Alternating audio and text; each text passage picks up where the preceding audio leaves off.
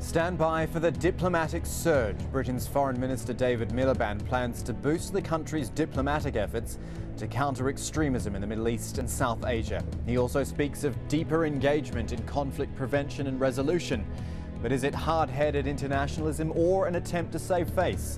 This is Inside Story.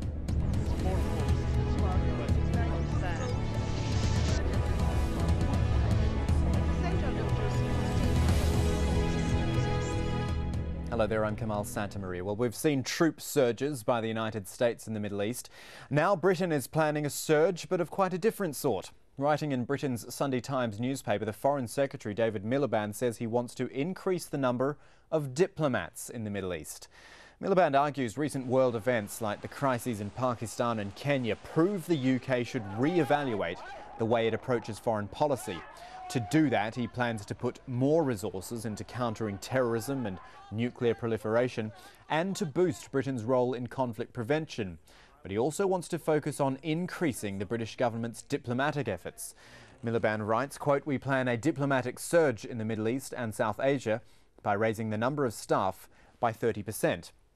Now, not long before that announcement, the Doha debates and YouGov carried out a survey of Middle Easterners to find out what they think of Britain's influence in the region. And the results certainly indicate Miliband's plan might be on the right track. Those surveyed said diplomacy is the area where Britain retains the most influence, more than business, more than education, perhaps most crucially, more than the military. But, and there's nearly always a but in these situations, 6 out of 10 Arabs no longer feel Britain has enough credibility to be a major player in the Middle East. The majority also believe Britain's role in the region is in terminal decline. More than 50% attribute that to the country's role in Iraq, while less than 20% cite Britain's part in the Israeli-Palestinian conflict. Well, joining us are our guests in London, Tony Benn, a member of the Labour Party and a former minister in the British government. Also Khalid Al-Shami, a political editor of the Al-Quds Al-Arabi newspaper. And on the telephone line, Sir Malcolm Rivkin, former British Foreign Secretary. Gentlemen, thank you for joining us. I'm going to direct my first questions to Sir Malcolm, as he can only stay with us for a short period of time. Sir Malcolm, put simply, is David Miliband's idea the right course of action for Britain? I think it's sensible to concentrate on the priorities, and the priorities over the next few months, perhaps the next few years, has to be this very difficult situation in the Middle East. It's difficult for the peoples of the region, but it's also difficult for the wider world, because there's clearly global implications to what is happening in Israel, Palestine, in Iraq, Iran, and other countries of the region. But specifically for Britain, Sir Malcolm, is it good for them, given the perception which Britain has in different parts of the world, particularly in the Middle East? I think whatever view one takes about the individual policies, the United Kingdom is still a country that has a strong stake in the Middle East, and the Middle East has a strong stake in the United Kingdom. The links, the trading links, the diplomatic links, the personal links are very, very powerful. One only has to see the very large Arab community that live in London and the very close contacts that have continued under successive governments with the various governments of the Middle East and with many other political figures. So these are matters which need to be built on in a constructive way that actually helps stability in the region. But I wonder if more diplomats is the answer. Diplomats do a lot of talking, and one might say that in the case of Israel-Palestine, there's been 40 years of talking and nothing's happened yet. What's actually needed is action. Of course, you're right. Diplomats by themselves will not solve problems unless there's statesmanship, and that requires political leadership. But the political leaders only come into the picture really when the diplomats have done a lot of the groundwork.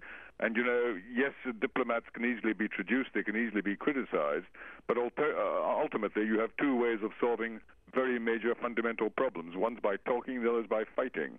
And when you fight, people die, and many innocent people die. So diplomacy, with all its faults, still is the preferable alternative. Indeed. Sir Malcolm Rivkin, thank you for your thoughts. I'm going to move over to Tony Benn, who's in our London studio. Tony Benn, the Middle East is a place which some people might say diplomacy has never really worked. As I put there to Sir Malcolm Rivkin, do you think diplomats and talking is what's really needed at the moment?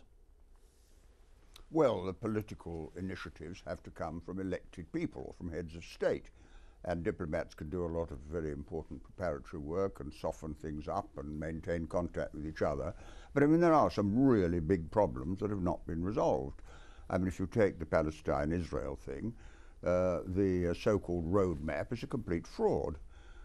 Whenever there American president is thinking of another war, he launches a roadmap to keep everybody quiet so that he can do it. And this latest Annapolis meeting didn't deal with the central questions there at all, didn't deal with the withdrawal of Israel from the occupied territories, the rights of return and so on and so on.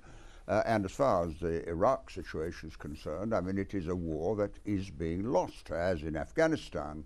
So I do think political involvement is necessary.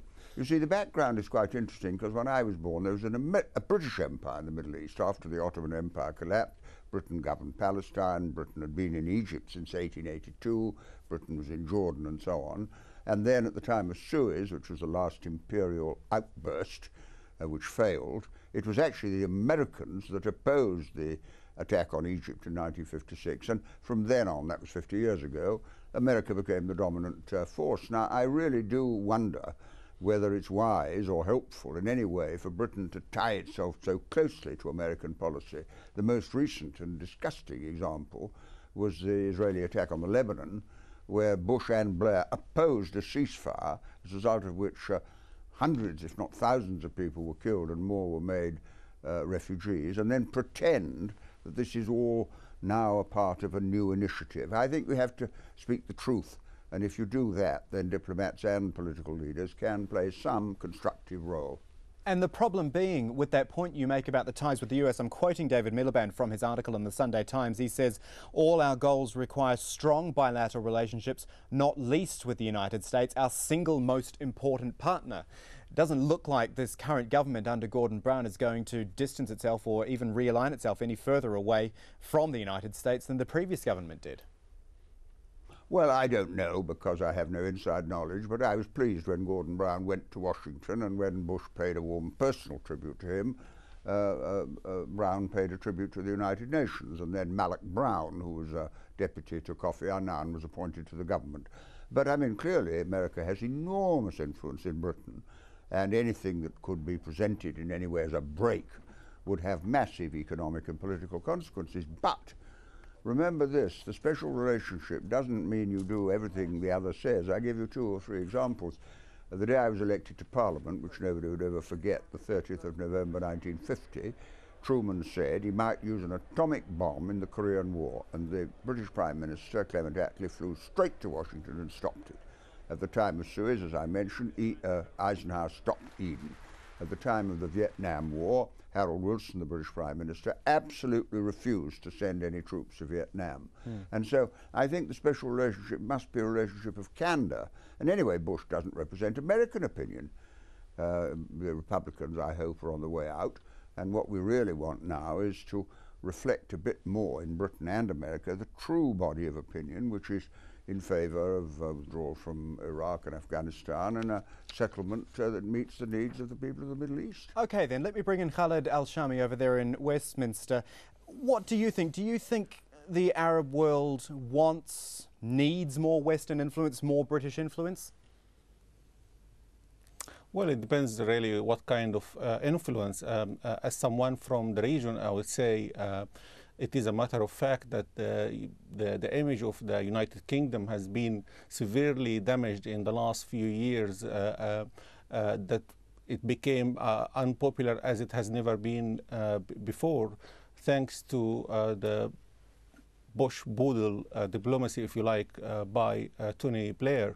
I think what is needed in the Middle East is not more diplomats or 80 million pounds, as the Miliband said, to be invested, because the Americans actually have spent much more than this. I think what is needed is to review the policy of the United Kingdom substantially, so that it can deal fairly with the genuine grievances left unresolved, mainly in Palestine and Iraq. And we've just actually been looking at some pictures there of the former British Prime Minister Tony Blair, who's of course now the Middle East envoy to the Quartet. Perhaps the most ultimate diplomatic role in the region. Do you think him being in that role helps or hinders Britain's current and future plans? It is actually ironic that Tony Blair, who was famous in the region of his broken promises over Palestine, is the one now chosen to be the Quartet envoy. Well, I would tell you what's actually people saying in the region, that he is actually being rewarded for applying George Bush failed diplomacy on Palestine and elsewhere. I remember as a journalist, I was called by the Downing Street like in the weeks leading to the invasion of Iraq to attend an urgent press conference by Tony Blair, in which they said there will be a particular important announcement regarding Palestine, and he did promise that there will be a substantial progress on the Palestinian issue once Iraq is solved.